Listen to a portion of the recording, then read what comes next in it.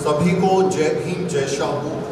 और छत्रपति शाहू जी महाराज के जो अच्छे काम थे उनकी वजह से आज हम लोग मिल पा रहे हैं, तो बहुत खुशी हो रही है।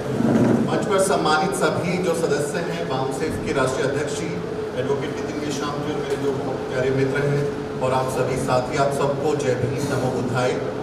मैं अयोध्या में था, लखनऊ रुका रात में, और मुझे सुबह पता चला कि बहुत अच्छा एक मौका है आरक्षण दिवस का और यहाँ ये कार्यक्रम हो रहा है।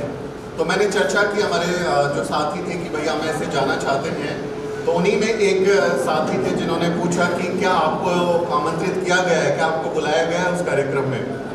तो मुझे थोड़ी हैरानी हुई और मैंने कहा कि अगर कहीं से आप गुजर रहे होते और रास्ते में कहीं जागरण चल रहा होता, कोई धार्मिक अनुष्ठान चल रहा होता, तो आप अपनी गाड़ी रोक लेते, उतर जाते, नमस्ते करते, अपनी जेब से कुछ पैसा चढ़ाते और वहाँ पे अपनी श्रद्धा को व्यक्त करते।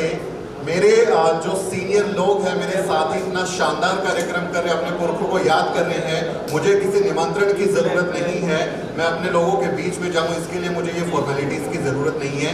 और यही सोच के हम लोग आ गए और आप लोगों ने सम्मान दिया, उसका बहुत बहुत आभार। वैसे भारत में जन्मजात जातिगत आरक्षण की शुरुआत ब्राह्मणों ने की है, वो एक स्थापित तथ्य है। हम आरक्षण के जनक शाहू जी को कहते हैं, लेकिन हमें ये बात याद रखनी है कि भारत में जन्म के आधार पर, जाति के आधार पर आरक्षण की व्यवस्था सबसे पहले ब्राह्मणों ने की। उनके जो नायक रहे, जो कहें कि कानून बनाने वाले रहे, मनु, उन्होंने अपनी मनुस्मृति में की, अपने वेदों में की, शास्त्रों में की। तो जन्म के आधार पर आरक्षण उन्होंने शुरू किया और उन लोगों ने ऐसी व्यवस्था बनाई जिसमें सिर्फ उनके लोग सब जगह पर कुंडली मारकर बैठ गए, सारे पदों को कहीं कि अपने कब्जे में लेकर बैठ गए, सारी मलाई खुद खा रहे थे। उस अव्यवस्था के, उस घटिया मनुवादी व्यवस्था के उपचार के तौर पर जब वंचित दबे कुचले लोगों को एकदम दरकिनार कर दिया गया, उनकी हालत बहुत खराब कर दी गई, उसके इलाज के तौर पर, उसके उपचार के तौर पर हमारे छत्रपति शाहू जी महाराज ने आज ही के दिन हमें सामाजिक न्याय की गारंटी दी थी। मैं इसको कहता हूं कि ये आज का दिन आरक्षण दिवस के साथ साथ हम इसको सामाजिक न्याय की गारंटी के तौर पर भी देख सकते हैं कि ये हमें ये एहसास कराता है, ये हमें भरोसा दिलाता है कि इस देश को चलाने के लिए जो संस्थाएं होंगी, इस देश के नीति निर्माण में जब फैसले लिए जाएंगे, इस देश का जब कामकाज होगा, तो उसमें मेरी भी पूछ होगी, मेरी भागीदारी को गारंटी बनाता है कि आपसे भी पूछा जाएगा। ये व्यवस्था हमारे पुरखे करके गए थे और इसी वजह से, इन्हीं लोगों की मेहनत की वजह से हम लोग आज यहाँ शानदार तरीके से बैठ के अपना एसी हॉल में बैठ के काम कर रहे हैं, बात कर रहे हैं, तो हमें उनको याद करना चाहिए। मेरे लिए बहुत खास है आरक्षण। मेरे पिताजी चपरासी की नौकरी करते थे, मेरे दादाजी जो हैं वो चमड़ा छीलकर जूतियां बनाते थे, लोगों की दुत्कार सहते थे। मेरे पिताजी किसी तरह नंगे पैर जाके, बहुत जल्दी उनकी मृत्यु हो गई थी तो बहुत कुछ यादें नहीं है, लेकिन जितनी यादें हैं वो बताते थे कि कैसे नंगे पैर फटे पुराने कपड़ों में वो 2-4 किलोमीटर दूर जाके स्कूल में पढ़ते थे। 8वीं पास कर पाए और 8वीं पास जैसे ही की, आरक्षण की वजह से उन्हें नौकरी चपरासी की मिल गई। वो चपरासी की नौकरी करते रहे और उस चपरासी की नौकरी में आरक्षण की बदौलत जो मिली, उसने हमें इस काबिल बना दिया कि आज मैं सिर्फ राष्ट्रीय मंच नहीं, अंतर्राष्ट्रीय मंच पर भी खड़ा होकर अपने पुरखों को याद कर सकता हूँ, अपने लोगों के लिए आवाज उठा सकता हूँ, अपने हक के लिए बोल सकता हूँ, सिर्फ उनकी वजह से।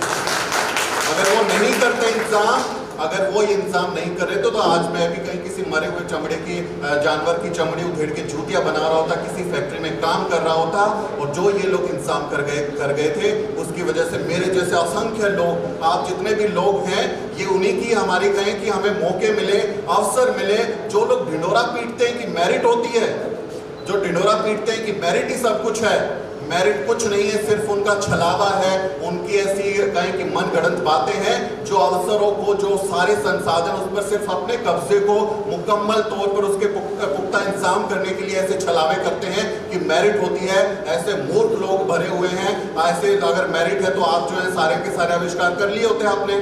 आपने अभी तक इतने सालों में आप सारी की सारी राष्ट्रीय एजेंसियों के अध्यक्ष बने बैठे हैं, सारी यूनिवर्सिटी के अध्यक्ष आप बने बैठे हैं, वाइस चांसलर आपके हैं, हमारे लोग नहीं हैं, प्रोफेसर हमारे लोग नहीं बने, आपके लोग हैं। क्यों नहीं दुनिया की टॉप 10 100 यूनिवर्सिटीज में आपके यूनिवर्सिटी आ गई हैं, आरबीआई के निदेशक आप बने हुए हैं, भारत में आज तक शिक्षा मंत्री दलित नहीं बना, तो क्यों आप शिक्षा के क्षेत्र में इसको भारत को बहुत मुकम्मल जगह पर नहीं लेके गए? आपकी मेरिट है, हमारी मेरिट को आप कहते हैं कि आरक्षण वाले भीख वाले हैं। अगर भीख थी तो ईडब्ल्यूएस के नाम पर सुदामा कोटा कैसे लागू कर दिया? 10% एक्सक्लूसिव आपने सुदामा कोटा उनके लिए बना दिया, तब आपको मेरिट की याद नहीं आती कि मेरिट भी कोई चीज होती है और आरक्षण से जो है ये इनकॉम्पिटेंसी आ जाएगी, इससे खत्म हो जाएगा। ये इतने दोगले लोग हैं, ये हमारे सामने एक तरीके का दिखावा करते हैं, दूसरी तरफ किसी और तरीके का दिखावा करते हैं, पक्ष में भी विपक्ष में भी सब जगह पर बैठे हुए हैं और अपने आप को कहें कि ये सब चीजों पर कुंडली मार के की जगह नहीं छोड़नी, कुर्सी खाली नहीं करनी।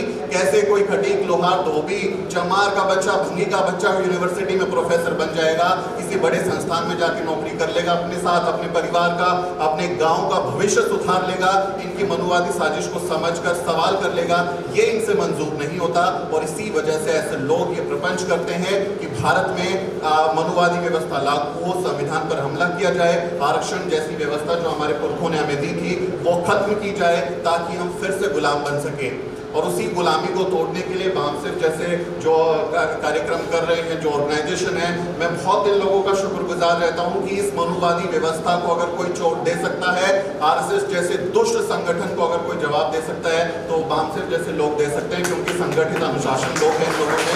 तो आप लोगों से बहुत हमें उम्मीदें हैं और हमें इस बात का भी उम्मीद है कि आप जैसे जो लोग अब जाग चुके हैं दोबारा गहरी नींद में नहीं जाएंगे। भविष्य भले ही अंधकार में हो लेकिन हम उम्मीद की रोशनी लगाएंगे, जलाएंगे और अपनी मंजिल तक पहुंचेंगे। आप लोगों ने बुलाया, बोलने का मौका दिया, मेरी वजह से अगर कोई अव्यवस्था हुई हो तो मैं माफ़ी चाहता हूँ। मुझे बहुत अच्छा लगा, आप लोगों ने मुझे सम्मान दिया। फिर कभी मुलाकात होगी, फिर कभी विस्तार से बात होगी। जय भीम, जय शाहू।